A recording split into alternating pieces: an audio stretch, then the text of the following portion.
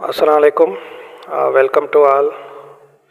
आज हम class 9th की बायोलॉजी को स्टार्ट कर रहे हैं और ये कंप्लीट कोर्स है।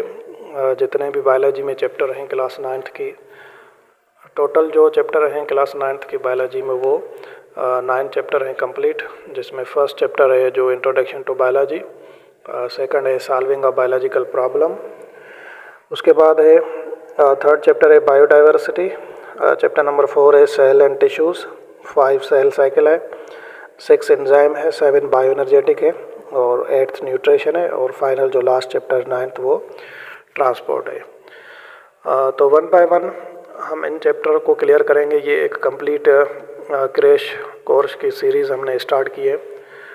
कंप्लीट जो कोर्स है कोशिश करेंगे डिटेल से हम हर एक टॉपिक को समझें और सीखें।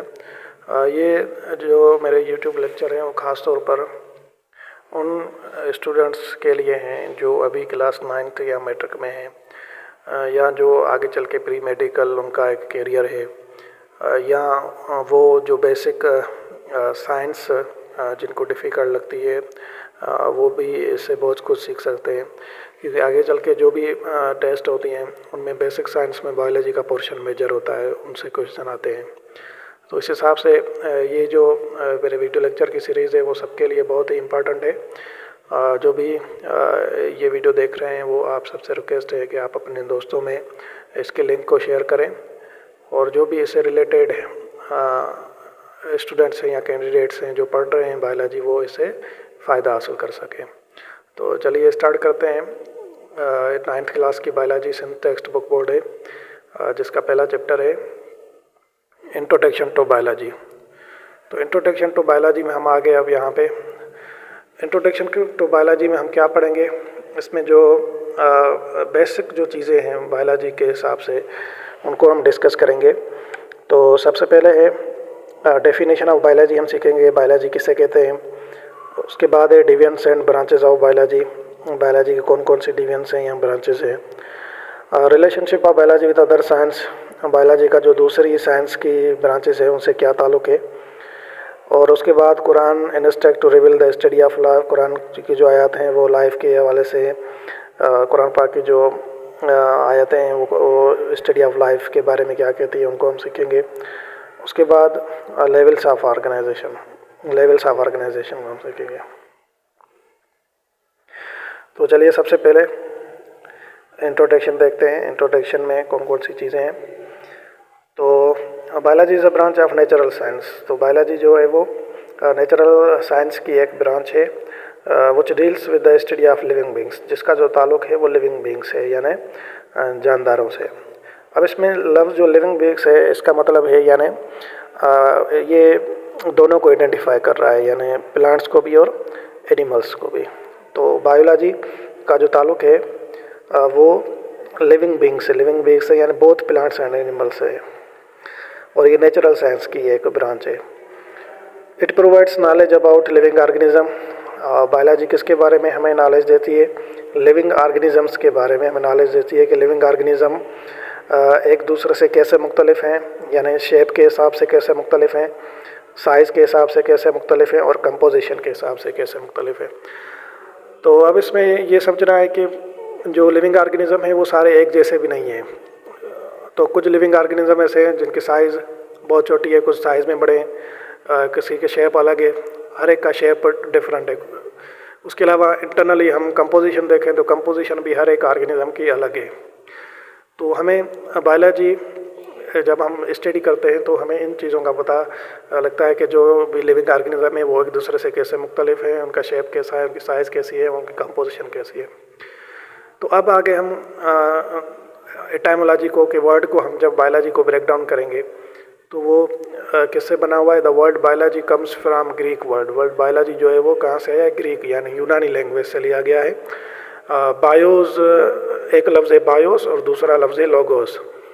तो बायोस का मतलब है लिव और लोगोस का मतलब है थॉट और रीजनिंग, यहाँ से हम स्टडी भी कहते हैं। तो ये दो लफ्ज़ हो गए, ग्रीक लैंग्वेज का है बायोस मीन्स लाइफ और लोगोस मीन्स थॉट और रीजनिंग और स्टडी। तो थस द बायोलॉजी क्या है, meaning the study of life. ज़िंदगी के मुताले को या कि ज़िंदगी के बारे में जानने के इल्म को हम क्या कहते हैं? बायोलॉजी कहते हैं। तो ये हो गया इंट्रोडक्शन टू बायोलॉजी। उसके बाद हम लाइफ के बारे में पढ़ेंगे कि लाइफ को हम कैसे डिफ़ाइन करेंगे, क्योंकि इससे पहले जो डेफिनेशन बायोलॉजी की है वो है स्टडी ऑफ लाइफ। तो यहाँ पे लाइफ को जानना बहुत ज़रूरी है कि लाइफ किसे कहते हैं। तो what is life? Life can not be defined properly, यानी लाइफ को हम प्रॉपरली तौर पर तो इसकी कोई परफेक्ट डेफिनेशन नहीं है, लेकिन but on the basis of life process, जो भी हमारे लिविंग ऑर्गेनिज्म के अंदर जो भी प्रोसेस हो रहे हैं उनके बुनियाद पर हम लाइफ को डिफाइन कर सकते हैं। It can be identified through following functions of living organism. तो कौन से प्रोसेस हैं जो लिविंग ऑर्गेनिज्म के अंदर होते हैं? जैसे डाइजेशन हो गया, ये एक मेजर फंक्शन है, मेजर प्रोसेस है। रेस्पिरेशन, डाइजेशन वो प्रोसेस है जिसमें जो फूड के लार्ज एंड कॉम्प्लेक्स जो मॉलिक्यूल्स होते हैं वो सिंपल मॉलिक्यूल्स में चेंज हो जाते हैं। इस अमल को हम डाइजेशन कहते हैं। The process in which large and complex food molecule changes into simpler ones is called digestion. Digestion की दो टाइप्स होती है, एक केमिकल डाइजेशन होती है, मैकेनिकल डाइजेशन होती है। डिफरेंट स्टेप्स हैं। इसी चैप्टर में आगे डाइजेशन का भी चैप्टर टॉपिक है, उसको हम वहाँ क्लियर करेंगे। उसके बाद है रेस्पिरेशन। रेस्पिरेशन भी ये एक मेजर मेटाबॉलिक फंक्शंस में आ जाता है।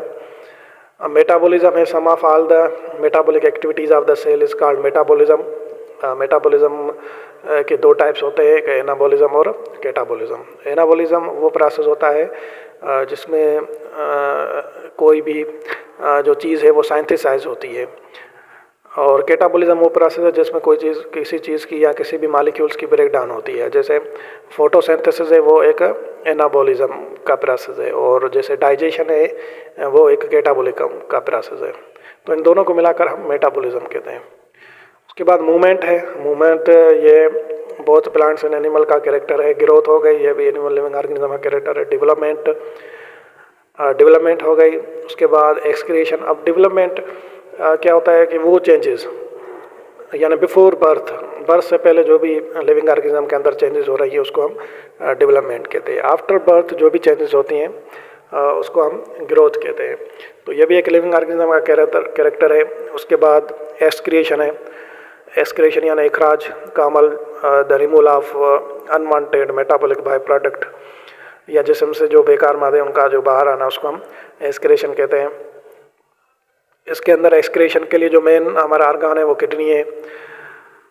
उसके बाद इरिटेबिलिटी है। इरिटेबिलिटी का मतलब है कोई चीज़ फील करना या सेंस करना। तो लिविंग ऑर्गेनिज्म में ये एबिलिटी पाई जाती है कि वो किसी भी चेंजेस को डिटेक्ट कर सकते हैं, फील कर सकते हैं। उसके बाद है रिप्रोडक्शन। रिप्रोडक्शन यानी पैदाइशी अमल।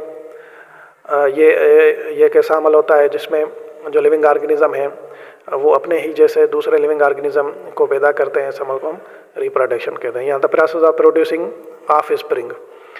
तो ये कंप्लीट चैप्टर है, इसको भी हम आगे चल के डिस्कस करेंगे। तो ये आज के लिए था इंट्रोडक्शन टू बायोलॉजी, और उसके हिसाब से लाइफ की डेफिनेशन थी।